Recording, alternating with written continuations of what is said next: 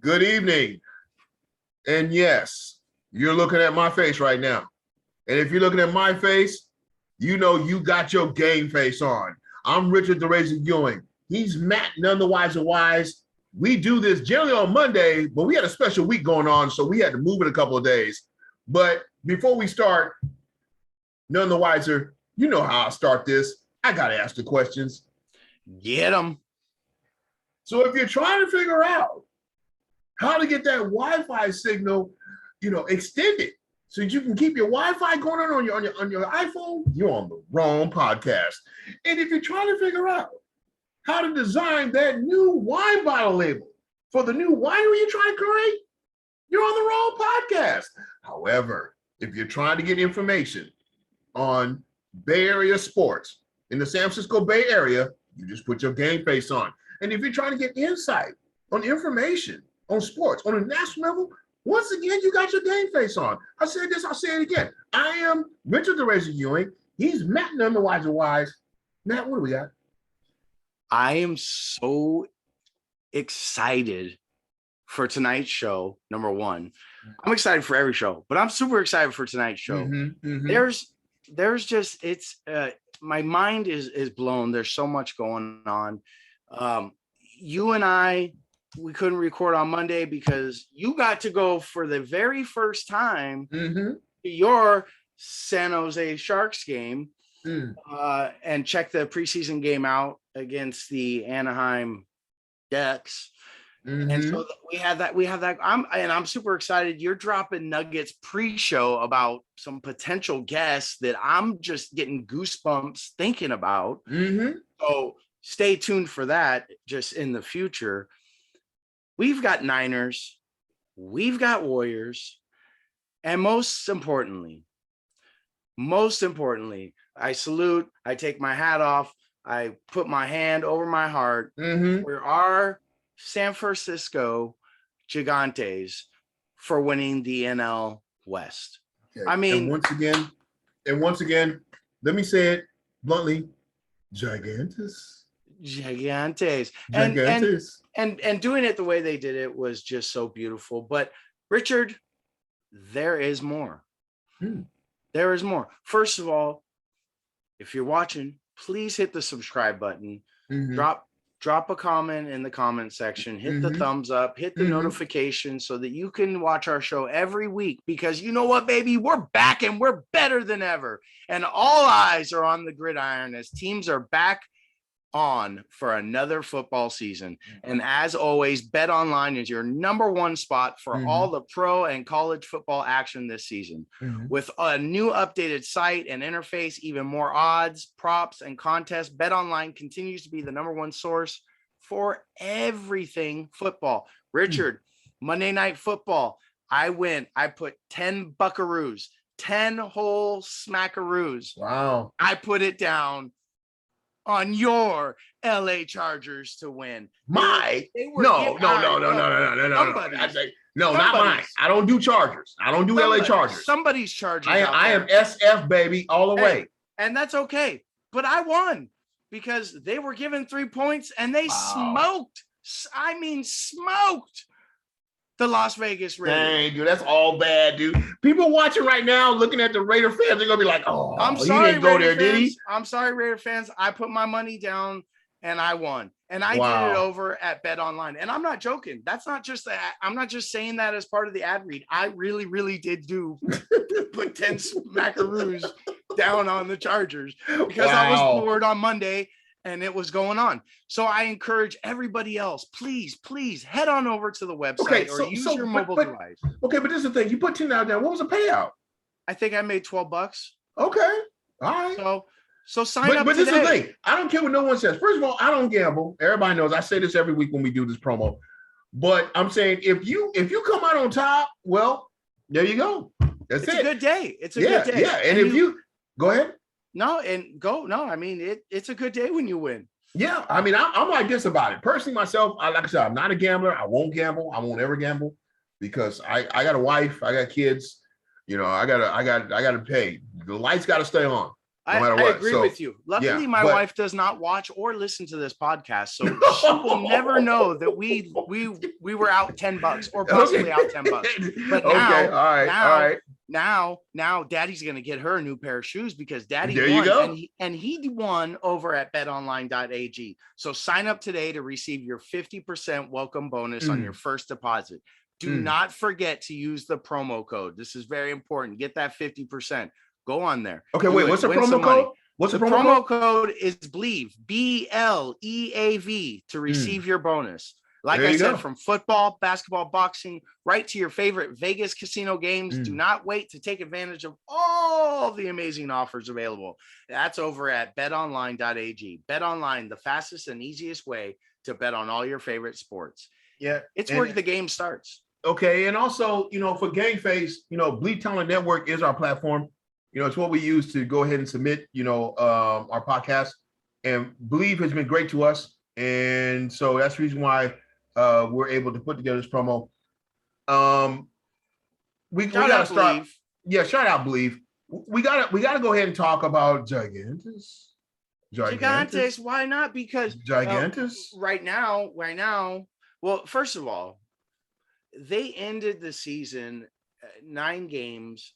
They only lost one of those 9 games, and or 6 or 9, and they were must-win games. I mean, absolute must-win games, and they did it. And they did it in the face of adversity. They did it with the Dodgers. The giant payroll.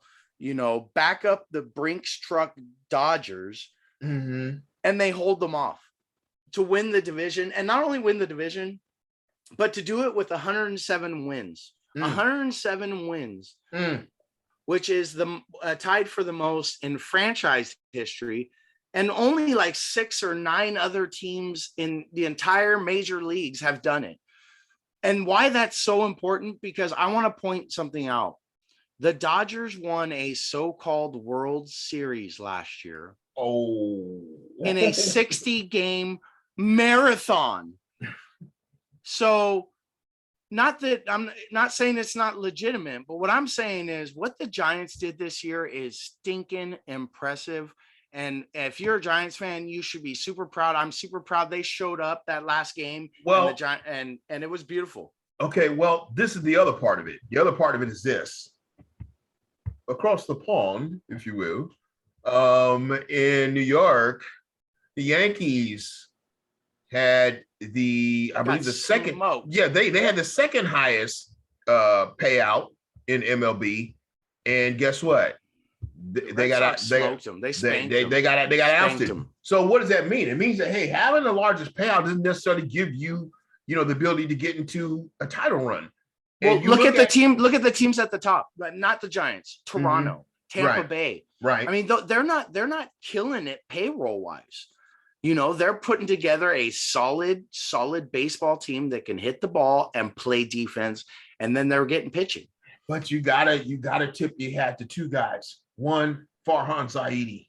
He did a phenomenal job with putting this crew together. The second, and the thing that makes me, before I even say the second, the thing that I can't let go of is the fact that this is a guy, we were run out of town when he got here. Okay. Philly commentator that was on 95.7 The Game that was glad that he left Philly, okay, and came to San Francisco. Matter of fact, we had, Jim Kozimor on here, and Jim Kozimor remembered the guy who he was. They were so glad to get rid of Gabe Kapler. They were glad. This was a phenomenal move. They were so happy. We get the guy. He does a press conference, and we're not even sure how to go to think about this guy because the press conference didn't necessarily go well. But here we are. The season's over. And Gabe Kapler is, in my opinion, the number 1 candidate for manager of the year. Okay? Well, if he doesn't win it, it's a travesty, number 1. Yeah. I mean, come on. Gabe Kapler has done such a phenomenal job with a bunch of guys. They're not stars. They're not MLB heroes. Some of them have rich careers to a certain extent, but most of them are just a group of guys that came together to play this game and play it well. And they did that. And now they are champions of the NL West. and not, yes, Kapler, I give Kapler credit, I give Farhan credit, and they deserve it. They do. 107 wins, and Kapler's made all the right moves. But who I think deserves a lot of praise and recognition is the veterans on this team. Yeah. And the veterans that not only on this team, but the veterans that have been on this team and won championships for this organization, that bought in to what Farhan and Gabe were trying to build and put together here in San Francisco late in their careers. And they bought in Brandon Belt, Brandon Crawford, Buster Posey. I mean, the buy-in from those guys has been unbelievable. And you've seen the seasons they had this year have been, top tier seasons. Some of the best seasons some of them have had in a long time or in their whole career in some cases. Yeah, Logan Webb has been amazing. Logan Webb lights out. It's just been amazing. Even I can't believe how well this guy has pitched.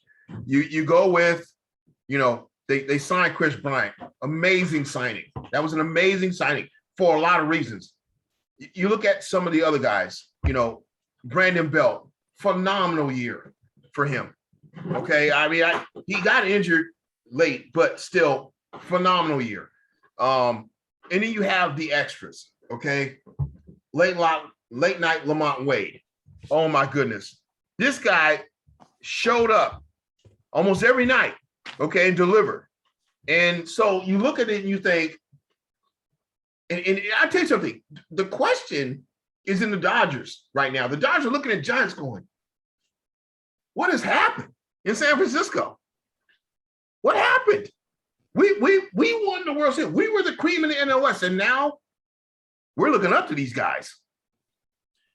Yeah, and they're not only looking up to him, I feel they're looking up to him going like, I don't know if we can beat that team. Hey, they took 2 out of 3 the last time they met. Okay. And at a very, very crucial point of the season. In fact, I think I said after they won that series, it was done. It was in the books. In fact, I even said, you did say that. To betonline.ag. You did. As a matter on the Giants win the NOS. I remember it. We recorded the show and you did say that. So, and this will thing, it helps you appreciate why you should watch our podcast. If you would have listened and put money on that, you be buying your wife a new pair of shoes right now. Who knows? But you'd be entertained. You'd get like, listen, for whatever we are, we know a thing or two about sports. Hey, we do. Ain't no dummies. This ain't I tell you something. No, it's not our first rodeo. And I tell you something else. Jim Kozimor, who was on our show, said that he covers 95.7 The Game, and he said I was on their podcast. He said those guys are astute. They know Bay Area sports. They cover it well. That's what he said. And it was great. Cozy. Hey, man, Coz was great when he was on our show. And we're going to have him back on because he said he would do it. Patrick Willis said he wants to come back on. Pete Willie, what's up, baby? Yeah, he said he wants to come back on. Okay, so we got to deal with the other elephant in the room, or the other rat on the table, and that is the game on Sunday. And that's the Niners and the Seahawks. It's a game that I look at it and I think, okay, it was a winnable game. They should have won the game. But the problem was they just didn't have what they needed to stop the Seahawks from scoring. That was their problem. I mean, they could score, but they couldn't stop the Seahawks from scoring. The final was, it was closer. It was closer. It was closer. Yeah, right? It was 28-26. But defensively, if you look at the stats, you wouldn't be like, dude, they got boat race, because they didn't. Russell Wilson only threw for 149 yards. I tell you something, and I tell you something, on the ground, the Seahawks did not deliver. 10 carries for 44 yards for Collins. And they held Metcalf to 4 receptions, 65 yards. And he may have had a winnable, but it was a winnable game. And I'll tell you something else. I have a feeling if DeMeco Ryans, the defensive coordinator for San Francisco, can basically take a square peg and put it in a round hole, okay, they're going to figure these guys. Because I tell you something, these two teams are going to meet again. This isn't over. I mean, they're going to meet again. They're going to meet in Seattle. You'll have the 12th that's right. You'll have the 12th man this year. That's right. The 12th. That's right. That's right. And I'll tell you something. And Russell Wilson, they were all dancing and everything because they won. And that's all great. But guess what? You got to see us again. So I'm not so sure that if the Niners can figure out how to bring back healthy guys and have, like I said, the square peg in the round hole, then now all of a sudden, guess what? This may be an issue closing out the season. Well, I don't want to sound like a homer, and I do want to be realistic. Like, those are games you have to have. If you're going to be a top tier team, if you're going to be a Super Bowl contending team, and if you're going to present yourselves as a Super Bowl contending team, you have to have the wins against Green Bay. You got to get that win against Seattle. Defensively, I'm just not seeing a defense that is destroying and devastating and disruptive like the 2019 team. And I think where this team goes, it's going to be because of their defense. And that's just, I even with Trey Lance, I think their defense has got to play a bigger role. I said it last week. I think, I put too high expectations maybe in Bosa. I'm not saying that he's not playing well, but I would like to see some more defensively out of the team before I can really go on and say like that they're going to beat Seattle in Seattle. Okay, to your point. But they are getting healthier. So they are getting healthier. Guys are coming back. Sermon's going to be back from the concussion. So there are things starting to look up. Jimmy's dinged up now. So now there's like this quarterback, unknown. Trey's got all the first rep runs in practice this week so far. So from what I heard, so who knows? I mean, that's another complexity to this situation that just is a bit of uncertainty. Okay, but to your point, you're absolutely correct. You're right. Defense needs to get more stealthier because in order for them to be able to make a run, they got to have a stronger defense. And that's what I was saying from the beginning. I was saying that one of their biggest issues right now is that they can score, but they can't stop other teams from scoring. Now, I will say this much. The reason why I still think that there's a chance that can happen is because it's early. Okay, it's still early. You're not past 10 games yet. Okay. Well, I think 10 games may be a little late, but yeah, you're right. Absolutely right. It's early. Yeah, but if they're 5-5, if they're 5-5 at 10 games, then it's time to be concerned, right? Because you got 6 games left. Well, this is the other thing. They had a chance, and they didn't jump on the door that when it was open. Stephon Gilmore got released by the Patriots, 4-time Pro Bowler.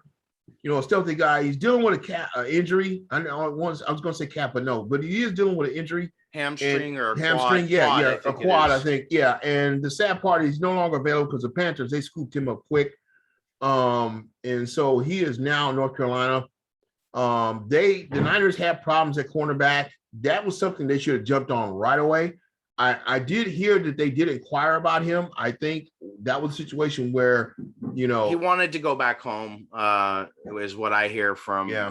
He wanted to go back home, which is Carolina was closer to home for him. So that made a little more sense for him. So, yeah. There's that. Hey, Dubs are going tonight. Preseason basketball. They're playing against Denver, and it's not looking good right now. 63-62 Warriors. Okay, that's the update because I saw one earlier and it wasn't looking good. I didn't get a chance to check it since then. I want to go with some numbers here, and the reason why I want to go to the numbers and going to the Niner game is because you look at the two starting quarterbacks. You look at Russell Wilson, 16 of 23, 149 yards, 2 TDs. He even rushed for a touchdown. Jimmy Garoppolo, 14 of 20. He actually had more yards, 165 yards with 1 TD. The problem with Jimmy G, and I don't know what the coaching staff can do, the quarterback coaching staff can do for him. But this guy continues to throw INTs at every single game. The one INT is not super concerning for me. What's concerning for me, the best ability is availability, and Jimmy got hurt, and he got a calf it's just that even when but see, this is the thing though. If you're in the game, you want to be effective. That's important. That's extremely important. Okay, you're in the game, but if you're not effective, then it's just like you're not being there. So my whole deal is this: you were there, you were playing, and we appreciate that. But if you throw INTs, you're not effective. And Jimmy is constantly had this constant, just resume of when he's in the game, he throws at least one INT every single game.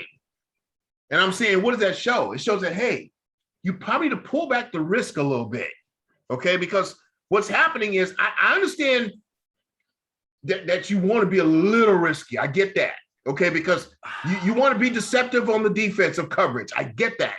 But this is the problem. You want him to pull back the risk. Everybody's yelling at him because all he does is throw 8-yard passes and he misses the guy downfield. And now we're going, hey, we don't want you taking the risk downfield. Throw picks. Like, you can't have you gotta let him. I mean, Jimmy's he's somewhat of a gunslinger to me because he throws balls that shouldn't be thrown at times. Yeah, he does. And he throws them in very, very tight windows, and he throws them in very, very tight coverage. And that's what he does. But he's missing the downfield throws too. So then what's going on with the coaching staff? Are you saying he's a terrible quarterback? I don't think that. Let me tell you something. I love Jimmy Garoppolo. I'm always in his corner. I'm the one saying, and what was it last week on Twitter? I even tweeted out, I'm sticking with Jimmy. Okay, I am. I'm not going to change. And I think they should. But this is the problem. Fix the downfield throws. Fix it. Come on. You're not going to be able, okay? Well, so it's either going to be a miss. He's going to miss it, right? No, or he's not going to make the throw Fix it. Or okay? he's going to throw a pick. No. Fix it.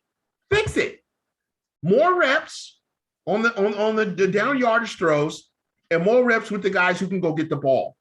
You hear that, Shanahan? Okay. Debo Samuel can go. The Razor's telling you the secret to success, Shanahan. Okay. Debo Samuel can go get it. Debo's the best wide receiver in the NFL right now. Right. I mean, so he had 156 yards. 156 yards and 2 TDs. Receptions. It was look, wait a minute. Am I going to have to repeat this? It was a Debo day. It's another Debo day. Oh, all year it's been Debo. It's been Debo day. That's it. And so my whole point is, if he can go get it, then throw the long ball to him, sir. Get that done. Come on. You look, they're covering you underneath. We saw it in the last game against the Seahawks. They covered him. Every time he threw the ball within 8 to 10 yards, they had guys that were showing up, in blue and green uniforms. It was ridiculous to watch. Every time he went back to pass, you knew, okay, you're going to throw another 6-yard pass. He's like, okay. And then he goes back to third down and 4. And what does he do? 3-yard pass. It's like, dude, come on, throw the ball. This guy, Jimmy. Now you want him to throw it. First you didn't want him to throw it. No. Picks. Now you want him to throw it. Wait a minute. No. That's not what I said. What I said was, I don't want him to put in the team in a risky situation. Not only is he throwing the ball in a risky situation, but he's causing receivers to get clumped.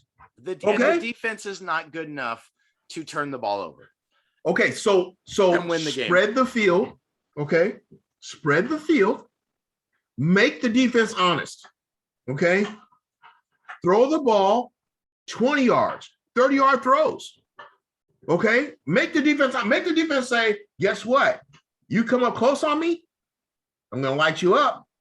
Then what it's going to do? It's going to make the corners go, oh, damn, we can't know. We got to go back because he's going to deliver a 25-yard pass, okay? It doesn't have to be 50, 60 yards. But I'm saying throw the ball long enough to where now all of a sudden you challenge the defense more. And the defense, they're not going to be so quick to come up close. And I'll tell you something. For Jimmy Garoppolo, who's been getting injured, I think that's something he would welcome. Okay? Because he doesn't want people breathing down his neck. Okay. Yeah, but to throw that 20-yard pass, it's going to require him to hold the ball a little bit longer. And that means there's going to be a lot more guys around a second or two, not that much longer. He hasn't had 2 seconds to throw the ball in. But this is back to what I said before. I said, if you don't have the front 4 to keep the quarterback protected, pull Jimmy out and go in with Trey Lance. And I'll tell you something else. Brian Baldinger, I heard him today. He was talking on 95.7 The Game. He was talking about how having both quarterbacks does give you a little more validity, because what happens is there's certain things that Trey Lance can do that helps, okay, the offense, but then there's experience that Jimmy Garoppolo brings, okay, and the defense doesn't really know how to respond to that because they got two quarterbacks, okay? Now, if I'm Shanahan right now, because I'm 2-2 and I'm pretty much close to the bottom at the NFC West. Yeah, but you just said that they're still in it and they have a chance at the end of the year. All the so more now reason, you want to scrap everything? No, you're not scrapping anything. You're not scrapping anything. You're still doing the same game plan. The only difference is you're spicing it up with giving the defense two different looks, okay? Because this is the thing. The defense has to respond to what you put out there. Now, if you put two different looks, it's like, oh, the defense going, okay, wait a minute. Okay, wait, well, we know what Jimmy can do. Oh, man, here comes Trey Lance. Well, okay, if that's the case, then just play Trey Lance. No, because Jimmy brings another side of it. Jimmy brings the ability to make the defense go, well, okay, we think he might, and this is where coaching becomes effective. Well, what it sounds like you want Trey Lance's playmaking ability, but Jimmy Garoppolo's game management. There you go. You're my guy. That's why I got you on here. Okay. You just put that out there. Okay. Okay. So we got to move because we're losing time.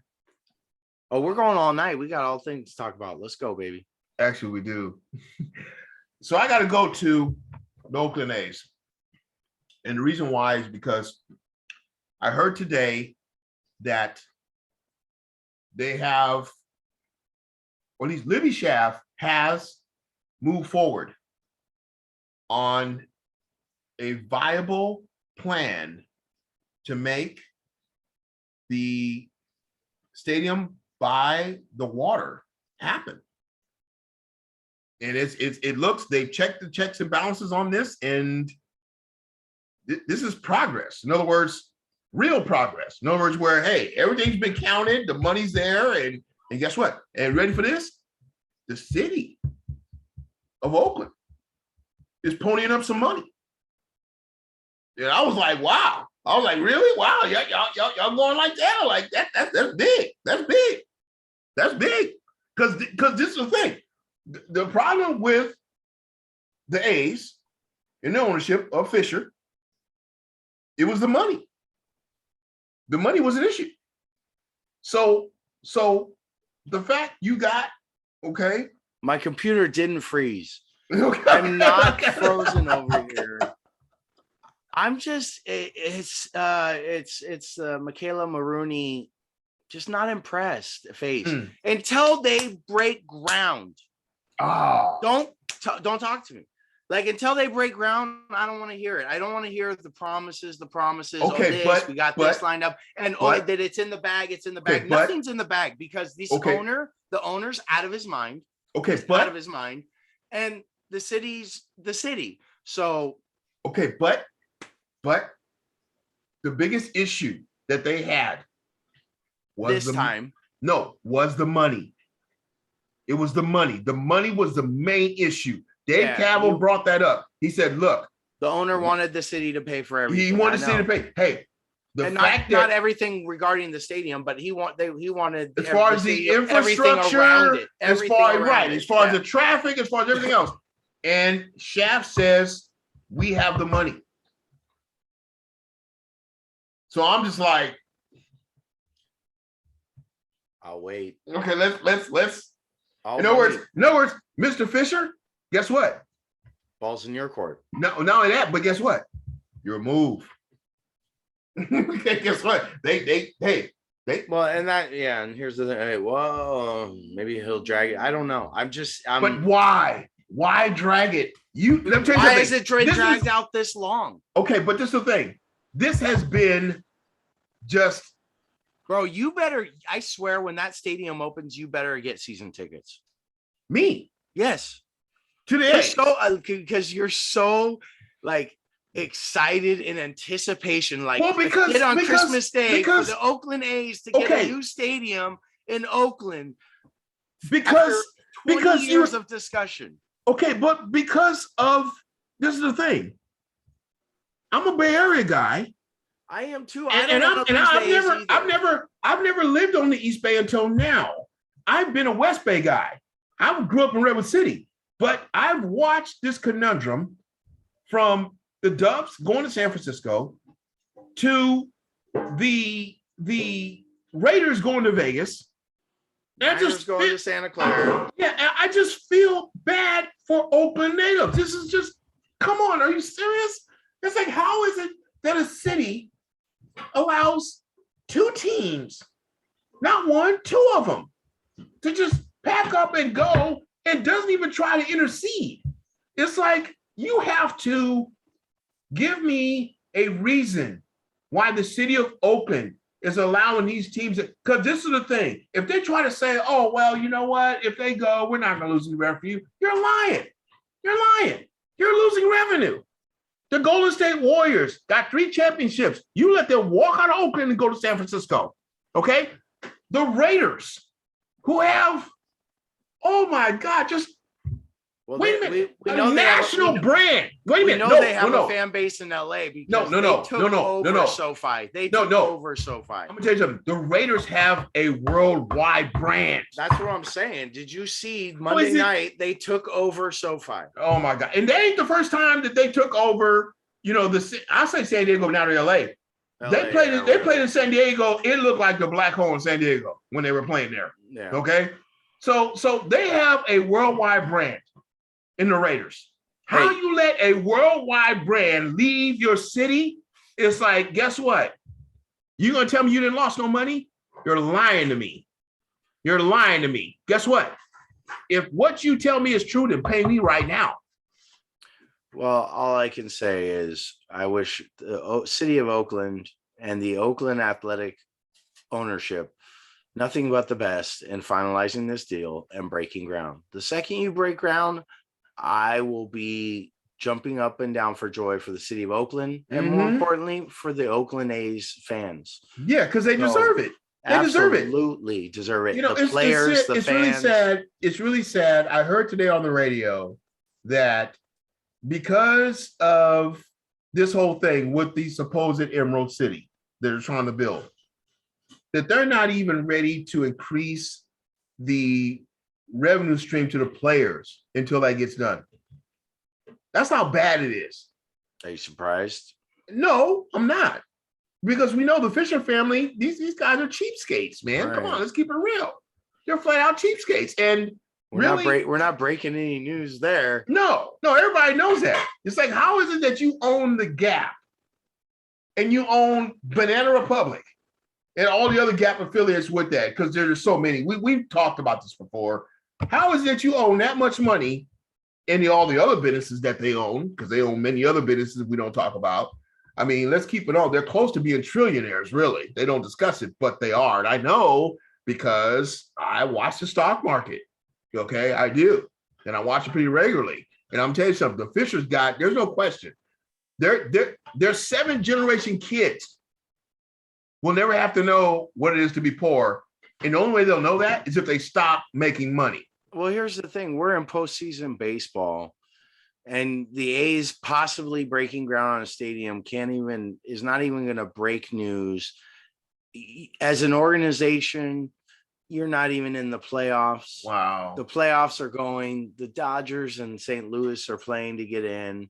I mean, it's a beautiful time of the year for your organization to be involved in the offs. And not only are you not involved in the offs, you can't even get it together to get a stadium. Wow. And honestly, at this time of year, the Oakland A's don't deserve, unless they're in contention for the playoffs, to even be for me to even waste my time talking about them, to be honest. It's kind of sad because I'm a Giants fan. It is sad. It is. I'm a Giants fan too, I'm a Giants fan, and I think when I look at the fans of Oakland, they deserve so much more. They do. And they don't deserve. Sad about it. Yeah, they don't deserve this. Anyway, we're overtime. We got to go. Once again, I'm Richard the Razor Ewing. He's Matt Nunn, the Wise of Wise. This has been fun. We do this every week. This is the GameFACE podcast. And you can find us on Twitter, on Facebook, on YouTube. We're also on the Bleed Talent Network. And this is GameFACE, Bay Area Sports Magnified.